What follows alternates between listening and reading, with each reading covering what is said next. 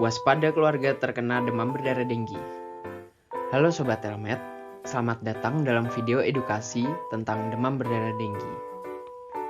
Sekarang, saya akan menjelaskan bagaimana cara mengenalnya dan juga cara mencegahnya. Apa itu demam berdarah denggi? Demam berdarah denggi atau DBD adalah penyakit menular yang disebabkan oleh virus yang ditularkan melalui gigitan nyamuk Aedes aegypti. Nyamuk Aedes aegypti berkembang biak di tempat-tempat yang kaya akan air stagnan, seperti di ban bekas, pot bunga, atau ember yang terbengkalai. Penting untuk menghilangkan tempat-tempat ini agar nyamuk tidak dapat berkembang biak.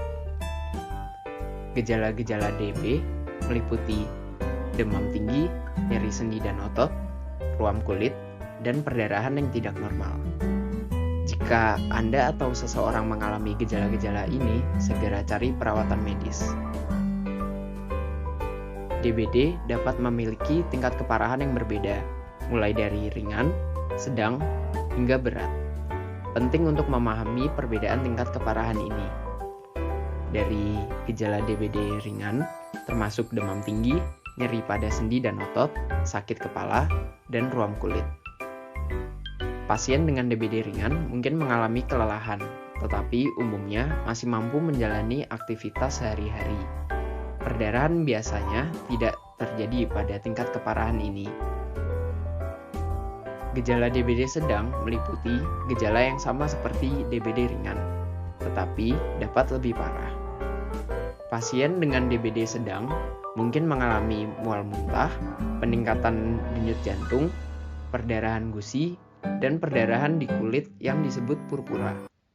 Tingkat keparahan ini dapat menyebabkan penurunan jumlah sel darah merah atau anemia dan peningkatan risiko perdarahan internal.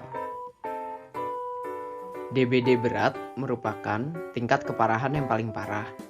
Selain gejala yang sama seperti DBD ringan dan sedang, pasien dengan DBD berat dapat mengalami perdarahan yang parah, kegagalan organ, bahkan syok.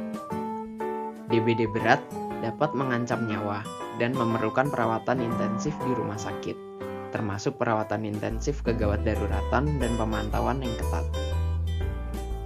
Selanjutnya, langkah-langkah pencegahan DBD meliputi menghilangkan tempat berkembang biak nyamuk dengan 3M, yaitu menguras bak mandi dan tempat penampungan air, menutup tempat penampungan air, dan mengubur barang-barang bekas yang dapat menampung air. Selain itu, juga bisa menggunakan kelambu saat tidur, obat anti nyamuk, dan pakaian pelindung. Jadi, mari kita bersama-sama melawan demam berdarah denggi. Dengan langkah-langkah pencegahan yang tepat, kita bisa melindungi diri kita sendiri, keluarga, dan komunitas kita.